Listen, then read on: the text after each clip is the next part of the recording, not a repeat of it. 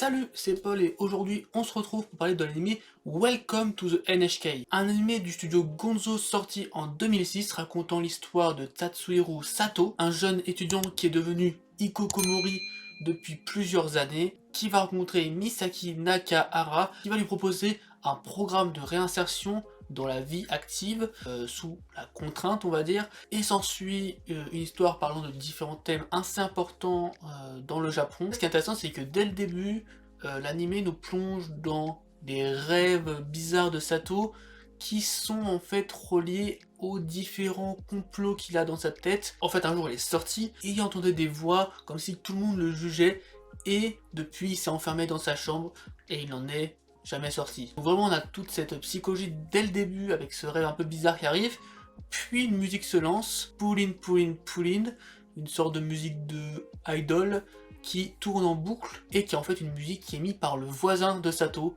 qui semble aussi un peu reclus, etc. Mais on ne sait pas c'est qui à ce moment-là, et on se dirait même que est-ce que le voisin ne serait pas mort? Enfin, en tout cas moi c'est ça que je me suis dit, oh, mais il est pas mort ce voisin, genre il met cette musique tout le temps, pull in, sans s'arrêter, et en fait Sato lui n'a pas la force, n'a pas le courage de sortir pour aller voir le voisin parce que c'est un Hikomori, il est extrêmement timide, il a peur de sortir, donc il reste avec cette musique toute la journée. Pour ce temps lui il est addict à cigarettes, à l'alcool, et passe sa journée à glander, à dormir, à s'ennuyer, il n'a rien à faire, et on sent qu'il est vraiment un stade d'Hikomori élevé, qui fait que vraiment il est assez atteint à ce niveau-là. On a aussi un des principaux points, on va dire, de Hikomori, c'est qu'en fait, il ne semble pas se remettre en question en fait, sur son train de vie. Il y réfléchit un petit peu, mais il a un mélange de pas de courage, de peur, etc. qui fait qu'il ne semble pas vouloir changer, et en fait il va rester un peu dans cette zone-là. Finalement, par un concours de circonstances, il va rencontrer Misaki, une jeune fille qui, elle, semble assez réservée, et en fait elle va proposer à Sato un projet pour se réinsérer, et s'il ne le fait pas, il sera condamné à 1 million d'amende. On ne sait pas trop si c'est un vrai truc ou pas, mais en tout cas, elle va réussir à convaincre Sato de suivre tous les soirs au parc tout simplement un sorte de cours qui va avoir pour but de le réinsérer, c'est-à-dire ressortir tout simplement, apprendre pourquoi il faut sortir, les projets qu'il peut avoir, et tout simplement changer sa mentalité en fait. Et Sato, il a toujours ce comportement un peu flemmard, etc. Mais on sent qu'il va se rapprocher de Misaki quand même. Une sorte de romance tout simplement qui va se créer entre les deux, et ça va évoluer évidemment au fur et à mesure de l'histoire. Au bout d'un moment, on va finalement croiser le voisin de Sato, qui est tout simplement Yamazaki, qui était un ami de ses années lycéennes. Et en résumé, Sato et Yamazaki vont lancer un projet de jeu vidéo qui est un projet de jeu de romance, voilà, vraiment à choix quoi. Et en fait, ça va être un peu le projet de Sato pendant un bon moment. Il va essayer de être scénariste pour ce projet, et il va donc devoir essayer d'inventer des relations virtuelles, on va dire. Et pendant ce temps, Yamazaki lui va s'occuper de tout ce qui est création des personnages visuellement, de tout ce qui est développer le jeu. En fait, il va tout faire sauf le scénario. Ce qui a poussé Sato à essayer de créer un scénario, mais le problème c'est qu'en fait c'est un Hikomori et qu'en fait il ne connaît rien aux relations humaines depuis plusieurs années, et en fait on se rend compte que ce projet, c'est un projet, mais il a vraiment tout ce problème d'être Hikomori qui ressort et qui fait qu'il n'arrive à rien. Il n'arrive à rien faire, et en fait à chaque fois le truc qui bloque c'est toujours Sato qui a beau passer des heures et des heures, n'arrive à rien sortir, et le seul truc qu'il arrive à sortir un petit peu, c'est ce qui est en rapport avec Misaki et sa relation qu'il a avec Misaki, est-ce que c'est la seule relation qu'il connaît, on va dire. Sato, évidemment, il a quand même essayé de socialiser, on va dire. Il comprend qu'il commence à avoir des sentiments avec Misaki, mais il n'arrive pas du tout à lui dire, il n'arrive pas du tout à se projeter, enfin c'est très bizarre la relation entre Misaki et Sato. Mais on sent que Misaki est vraiment attachée à Sato. Elle fait tout pour qu'il se socialise, pour qu'il se réinsère, mais en fait on ne sait pas trop pourquoi. Un des autres drames de la vie de Sato, on va se dire, c'est sa romance impossible avec son ancienne camarade de classe, Hitomi Kashiwa, qui elle a été au lycée très proche de lui. En fait ils étaient dans le même groupe. En fait il avait déjà cette relation un peu avec elle de glander, rien faire. En fait il jouait aux cartes, en fait dès qu'ils étaient dans le club ils jouaient aux cartes quoi, et c'est tout. Et en fait il va rencontrer Hitomi, qui va un peu lui expliquer ce qu'elle est devenue. En fait, elle a vraiment trouvé une vie banale, elle a un travail qui lui plaît pas trop, mais voilà. Elle a un homme qui l'aime, mais qui est pas souvent là parce qu'il travaille énormément, et elle se sent un peu seule. Et Hitomi Kashiwa, c'est elle aussi qui a un peu instauré en Sato le sentiment de complot. C'est quelque chose qu'elle a aussi auparavant, c'était elle qui disait qu'il y avait des complots, etc. C'est quelque chose qui est resté dans la tête à Sato, et qui a fait qu'il est devenu Ikikomori notamment. Et en fait, elle va lui dire que elle aurait aimé à moitié que à l'époque il fasse le premier pas ou qu'elle fasse le premier pas, mais en tout cas qu'ils sortent ensemble et peut-être que leur vie aurait été différente et que maintenant c'est trop tard. Lui est Ikikomori, mais elle a une vie active, on va dire, et on voit que c'est une histoire impossible. C'est important d'introduire ça parce que c'est quelque chose qui aura beaucoup d'impact pour la suite de l'histoire, parce qu'en fait, Hitomi Kashiwa, quand on dit qu'elle a des pensées négatives un petit peu, c'est des pensées carrément suicidaires. Et c'est l'une des premières choses que va traiter Welcome to the NHK, c'est le thème du suicide. Ce qui va se passer, c'est qu'en fait, elle va revenir voir Satou, totalement alcoolisée, et va lui proposer de partir en voyage, et en fait, sans lui préciser que ce voyage, c'est un voyage pour mourir. Et donc, durant cette première aventure vraiment assez forte, en fait, parce qu'en fait, ils vont aller sur une île avec d'autres personnes que Hitomi avait rencontrées avant, des personnes qui étaient, en fait, avaient envie de mourir, et c'est pour ça qu'en fait, ils ont organisé une journée à la plage pour faire une dernière journée en vie, on va dire. Durant ce temps, Sato comprend pas trop ce qui se passe. En fait, Sato, lui, il est venu parce que c'était un peu pour quitter sa vie d'avant, quoi, pour dire allez, je vais finir avec Hitomi Kashiwa, ma vie change. Et en fait, il se rend compte que chaque personne sur cette île a vraiment des pensées très noires, quoi. Et il va essayer de comprendre un peu pourquoi, et avec son comportement, il va faire un peu évoluer les mentalités, si bien que au moment de se suicider, une personne va finalement se rendre compte que c'était la mauvaise idée, et que ça va enchaîner que plusieurs personnes vont finalement ne pas se suicider grâce à Sato. Donc Sato aura eu un impact, mais en tout cas, durant tout ce temps, évidemment, c'est la panique pour Misaki, Yamazaki, et également donc le futur mari de Hitomi, parce que où sont-ils en fait? Ils vont retrouver des conversations, etc. Ils vont aller sur l'île en bateau, et finalement Sato, lui, il était prêt à se suicider finalement pour suivre les autres en fait au final. Mais c'est grâce à Misaki, c'est grâce à Yamazaki qui va finalement ne rien faire. Et ça, c'est la fin de la partie 1 de l'histoire. Une superbe entrée en matière pour parler du système de Ikikomori. Le petit défaut que je trouve quand même, c'est que je trouve que l'évolution de Sato se fait vraiment brusquement, je trouve quand même. C'est-à-dire que je trouve qu'il n'a pas eu cet moment où il sort, mais il hésite vraiment à sortir. Je trouve que ça aurait pu être un peu plus poussé à ce niveau-là. Honnêtement, c'est peut-être le petit défaut que j'ai sur cette première partie. Ainsi que au niveau de la production, il y a une très très bonne production, notamment sur les passages des rêves, sur plein de choses en fait. Mais il y a ce moment où, lorsque Yamazaki et Sato sortent, notamment, où il y a beaucoup de passages avec des chara-design, on dirait presque des off-model, quoi, des chara-design vraiment très très très simplifiés. Je sais pas trop si c'est une direction artistique particulière ou vraiment un problème de production, mais ça a l'air quand même d'être un problème de production. En fait, on dirait un peu un chara-design à la ping-pong, sauf que le chara-design à la ping-pong, c'est une chose qui est faite pendant toute la saison, et c'est surtout hyper important parce que ça permet de faire des styles d'animation précis. Là, c'est vraiment limite des plans fixes avec des chara-design vraiment pas fous. Donc on dirait vraiment qu'il y a eu un problème de production quand même, et c'est un peu bizarre parce que la production elle est très très bonne dans l'ensemble. Mais il y a ces petits passages, je ne sais pas c'était quoi l'objectif, je sais pas si c'était un style graphique particulier ou pas, encore une fois. Mais voilà, c'est à noter. Et sinon, les autres problèmes, je trouve, c'est sur la deuxième partie. En fait, la deuxième partie est super intéressante, mais j'ai cette impression que soit ça aurait pu tout se terminer en 12 épisodes, soit que ça aurait pu durer plus de 24 épisodes. C'est vraiment très bizarre comme sensation, je sais pas pourquoi j'ai ça. J'ai l'impression qu'il y a des thèmes qui ont été traités en plus, des thèmes qui ont été traités en moins. J'ai l'impression qu'il manque des choses d'un côté et qu'il y en a trop de l'autre. Et c'est sur plein d'aspects. C'est déjà les thèmes qu'ils ont traités, et aussi au niveau de la fin, au niveau de certains points qui auraient pu être développés, comme j'ai dit auparavant, cette histoire de Hikikomori qui sort un peu d'un coup, alors qu'il était bloqué pendant 3 ans. Je trouve que c'est bizarre, même si évidemment c'est inspiré de faits réels et que bah ça peut arriver en fait. Mais je sais pas, je trouve qu'en fait l'ambiance qui a été posée dans l'épisode 1 avec cette musique là, Pouline, Pouline, Pouline, ce passage vraiment, on sent vraiment avec la lenteur des plans, la musique très perturbante et bah, tout ce qui est dit, je trouvais que ça collait vraiment bien avec la sensation d'être bloqué en tant qu'Ikikomori.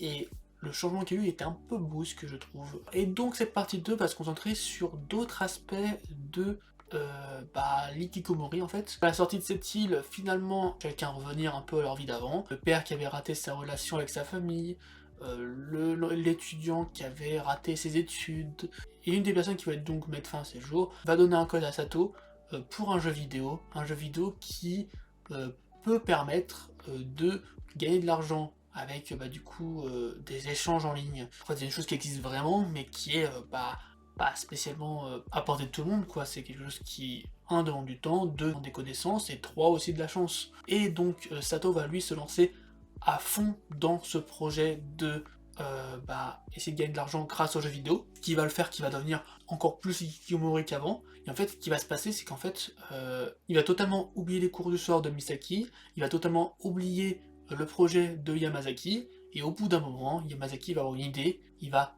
tout simplement devenir un membre du jeu. Je dirais même une membre du jeu, parce qu'il va se transformer en chat-femme pour essayer de être dans la même guilde que Sato, qui est lui tout seul, et en fait, il va commencer à développer avec Sato une relation, on va dire, et Sato va s'attendre à, du coup, à que ce soit une vraie femme, etc.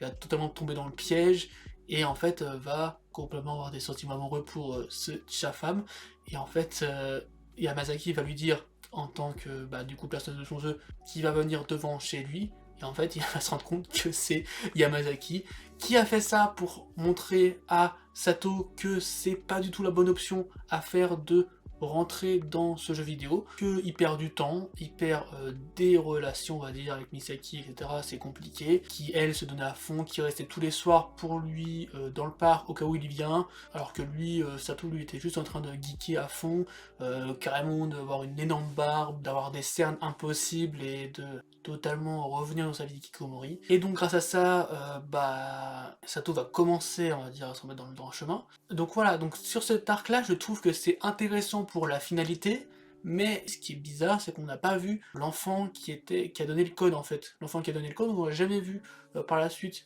Donc moi j'aurais pensé qu'on le recroise dans le jeu, et ça aurait été intéressant, mais ça n'a pas été le cas. Par contre, on croise d'autres personnes dans le jeu, et ça c'est un nouveau personnage qu'on va voir par la suite, parce qu'en fait, le prochain complot qu'on va rencontrer dans Welcome to the NHK, c'est le marché pyramidal.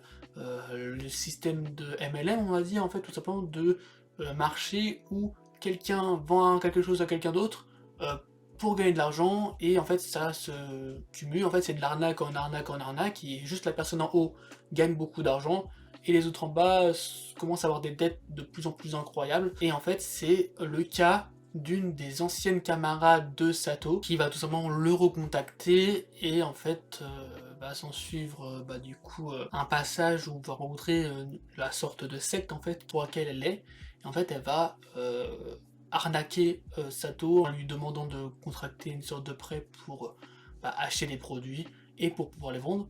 Puis en fait Sato va se rendre compte qu'il ne sait même pas les vendre parce que c'est un Ikikomori que connaît personne. Et quand Misaki et Yamazaki vont s'en rendre compte, ils vont aller ramener avec Sato les produits, ce qu'elle va évidemment accepter, mais en même temps réussir à manipuler les deux autres pour qu'en fait au final ils se retrouvent avec encore plus de produits qu'avant. C'est une arnaque, évidemment. Donc après ils vont revenir cette fois-ci, ils vont directement aller dans la maison de cette ancienne camarade, et rencontrer notamment l'un des membres du jeu, celui qu'on a vu et celui qui semblait encore plus addict que Sato à ce jeu. Une personne qui est enfermée dans sa chambre pour jouer depuis des années, et du coup elle dit qu'en fait elle fait un peu ce travail aussi pour lui, pour qu'il puisse vivre et pour qu'elle puisse vivre. Et en fait ce qui va se passer, c'est que évidemment ils vont rendre des produits et ça va la laisser dans une grande précarité, on va dire. Mais ce qui va se passer, c'est qu'en fait, la personne qui est en haut de la pyramide va se faire arrêter, on va dire, pour ses manipulations, ce qui va faire que elle va avoir des problèmes avec la justice pendant quelques jours, ce qui va faire que bah du coup le mec qui était tout le temps devant son écran n'avait plus personne pour lui faire à manger. Et en fait il commençait à vraiment mourir de faim. Et face au manque de nourriture, face au manque en fait bah, de choses pour vivre, en fait il avait juste besoin d'eau et de manger pour vivre, hein, sinon il restait dans sa chambre quoi. Et en fait bah vis-à-vis de ça, il n'entendant plus sa sœur du coup, il va faire quelque chose d'impossible, il va sortir de chez lui en rampant pour aller quémander et demander prêt à tout à un magasin. Et en fait, il va devenir par la suite livreur et bah, en fait, finalement ressortir pour bah, pouvoir manger quoi. Sa sœur va revenir, mais va se rendre compte qu'en fait, il est sorti de chez lui. Et on se rend compte que les Hikikomori ont beau avoir les principes les plus fermés de l'histoire, vraiment bloqués entre quatre murs, face à la faim, face à la mort, ils paniquent et ils peuvent sortir. Alors évidemment, à ne pas reproduire en vrai, mais bah, c'était intéressant je trouve comme façon de faire pour terminer cet arc. Et bah j'ai bien aimé cet arc, je trouve, il était assez court, en fait il était bien dynamisé je trouve. On a eu assez de choses en assez de temps, et pas plus, pas moins, c'était bien. On va se reprocher de l'arc final, on va apprendre notamment que Yamazaki va finalement devoir revenir chez lui, face à l'échec que le jeu a eu. Il ne pourra pas vivre de sa passion via ça, et en tout cas, en fait, il avait déjà économisé de l'argent pendant plusieurs temps pour venir à ses études de jeux vidéo, et en fait, bah lui, il avait fait ça aussi, pourquoi? Parce que, bah, en fait, sa famille lui avait prévu une vie, en fait. Sa famille lui avait dit qu'il allait reprendre l'activité de fermier, on va dire, et qu'en fait, à 23 ans, il allait rencontrer une femme, par manigance, on va dire. À 25 ans, ils allaient se marier, à 27 ans, il allait avoir un enfant, voilà, vraiment, 2 enfants à un certain âge, etc. Vraiment, ils avaient prévu sa vie, et il n'avait aucune chance de s'en sortir, à part de faire par ses propres moyens, et de tenter une année en jeu vidéo. Mais face à bah, du coup la précarité, face à sa fatalité, il va devoir revenir à sa vie prévue, malheureusement. Donc ça va être l'adieu entre Sato et Yamazaki. Face au départ de Yamazaki, Sato va se renfermer encore plus, oubliant encore plus de fois Misaki.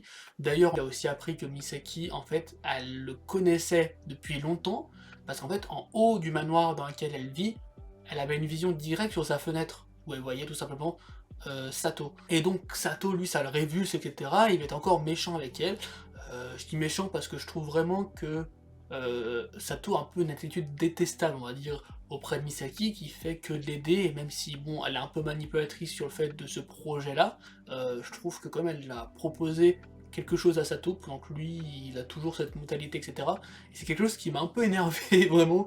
Je trouve que, bah, Misaki, vraiment, durant tout l'animé, elle fait que de souffrir, elle a jamais de choses positives, quoi. Donc, suite au départ de Yamazaki, en fait, bah, Sato va finalement reprendre une vie normale. En fait, il va aller travailler, et rentrer chez lui, etc. Par contre, il va totalement oublier Misaki. Il va un peu la bouder en fait. Jusqu'au moment où Misaki va à l'hôpital, puis Sato va s'en rendre compte et voilà, il va se penser à plein de choses. Il va aller la voir, sauf qu'elle est déjà partie, et laisser une lettre qui faisait référence à un des cours qu'elle a eu avec Sato, disant globalement qu'elle allait sauter d'une falaise dans son endroit d'origine. Et en fait, depuis le début, on ne connaît rien de Misaki, on ne sait pas trop, à part que, bah, elle semble assez dans son monde, quoi. On ne sait pas trop sur qui est-elle vraiment. Et là, on va en apprendre plus, en fait, on va apprendre, bah, à travers une discussion que, en fait, elle a vécu dans une famille où sa mère est morte et où son père était violent. Et en fait, bah, globalement, elle a une vie plutôt pourrie. Et en fait, vis-à-vis de cette vie plutôt pourrie, elle a réussi à voir pendant tout ce temps Sato dans sa fenêtre, qui avait une vie plus pourrie qu'elle, et en fait elle s'est dit que en vivant à deux, en vivant bah, tous les deux une vie pourrie, peut-être qu'ils auront une vie un peu meilleure. C'est un peu la façon pour elle de se dire que l'amour peut changer un peu la vie, quoi. Et bah, c'est intéressant comme point de vue évidemment. Et en fait, bah, lui, Sato va tout simplement aller voir Misaki, il va carrément prendre le train et essayer de le retrouver.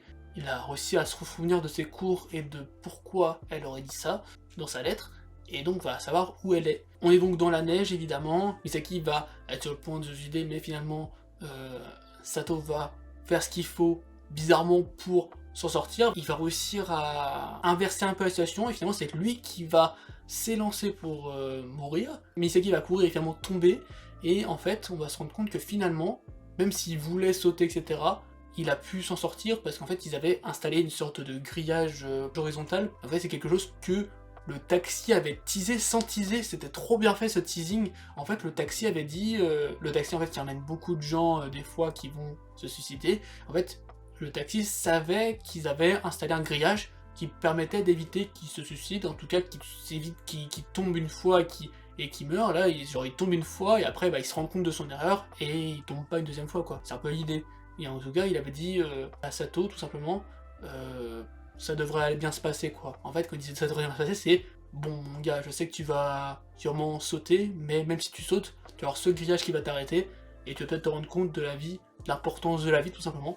Donc voilà c'était vraiment très bien amené je trouve parce que vraiment je m'attendais pas à ça en fait, j'avais pas compris le sens à ce moment-là, j'ai compris que bah à moment du grillage quoi et je trouve que c'était super bien amené. Et donc voilà ça se termine où finalement en fait ils vont un peu savourer leurs sentiments et pas totalement, encore une fois, Sato est assez réservé. Et le truc qui me trigger un peu, c'est la fin. En fait, tout simplement, Misaki va reprendre les études, et c'est Sato qui va devenir son professeur. Et donc, en fait, la fin de Welcome to the Sky, je la trouve assez frustrante, parce que vraiment, j'aurais aimé... En fait, le fait qu'ils sortent ensemble, tout simplement, j'aime bien ce genre de fin, après tellement d'épreuves, je trouve que ça avait plus de sens qu'une fin où c'est toujours en mitigé. Je trouve qu'encore une fois, Misaki n'a pas eu qu'elle aurait dû avoir. Misaki pendant tout ce temps elle a soutenu Sato à fond, malgré le fait qu'il avait un comportement exécrable avec elle. Par contre la fin, bah, du coup dans la neige, c'était vraiment la bonne fin, moi je parle vraiment de la fin quoi. C'est là où j'ai un peu moins aimé,